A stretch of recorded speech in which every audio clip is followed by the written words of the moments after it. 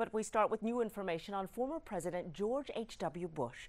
Good afternoon. I'm Sherman Chow. Just announced a few hours ago, Mr. Bush will not be leaving the hospital today as earlier expected. A family spokesperson announced that Mr. Bush will remain in Methodist Hospital through the weekend to continue his recovery and regain his strength. He was admitted to the hospital Sunday, a day after his wife's funeral, and is being treated for a blood infection. We're told he's in excellent spirits and is looking forward to resuming his schedule and heading to Maine sometime next month. After months of escalating tensions and missile firings, could there finally be peace on a denuclearized Korean peninsula? That's the promise after North Korean leader Kim Jong-un's historic visit to the South. Mola Lengi has the latest from the White House and President Trump's reaction. It was a step across the border that many people in Korea and around the world didn't believe would ever take place. Kim Jong-un became the first North Korean leader to set foot on South Korean soil. President Moon Jae-in warmly greeted him as the two Korean leaders kicked off a historic summit. After planting a pine tree to symbolize peace, the men spoke privately on a footbridge for 30 minutes. They also met inside the Peace House in the demilitarized zone. Afterwards, the South Korean president declared a new era of peace on the Korean peninsula. The two Koreas agreed to officially end the Korean War by the end of the year, resume reunions of families separated during the conflict, and turn the demilitarized zone into what they call a genuine peace zone. President Moon will visit North Korea for a second summit this fall. The agreement in Korea helps pave the way for President Trump's planned summit with Kim Jong-un. The time and place for that meeting has not yet been set. On Twitter this morning, the president wrote, "Good things are happening, but only time will tell." In another tweet, he declared Korean War to end. But a retired South Korean general is expressing doubts about Kim's intentions. So I think we really need to double check what he is saying. Does he really mean that he's going to give up all of this? Many South Koreans are also skeptical. Some residents fear their country will be deceived by the North. Mola Lengi, CBS News, the White House. And in the wake of that unprecedented agreement, local Korean Americans are reacting. We spoke with one Houston attorney and expert in Korean politics. Young-an immigrated with his parents to Texas from South Korea when he was 13. This is a dream. All Korean, they would like for them to have peace. And here is, they are putting down on the paper, peace treaty. It's an incredible dream that all Korean, not only who are here, but over there in Korea, they want to have peace. Who doesn't want peace?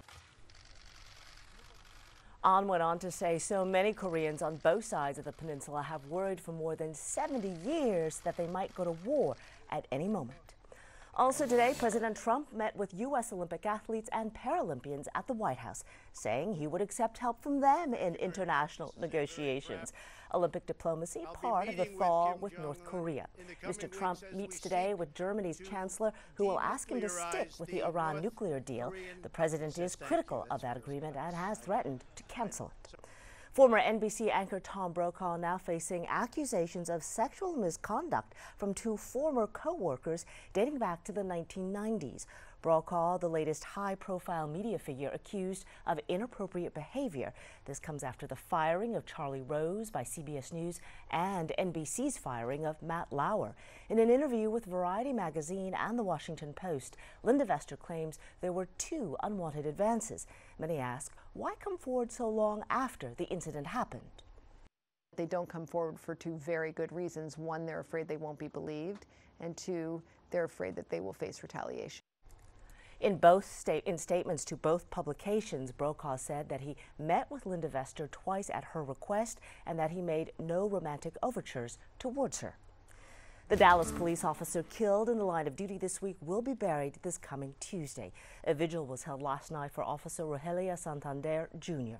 The 27-year-old and his partner, Officer Crystal Almeida, as well as loss prevention officer Scott Painter, were shot while arresting a suspected shoplifter at a Home Depot. They are in stable condition at a North Texas hospital.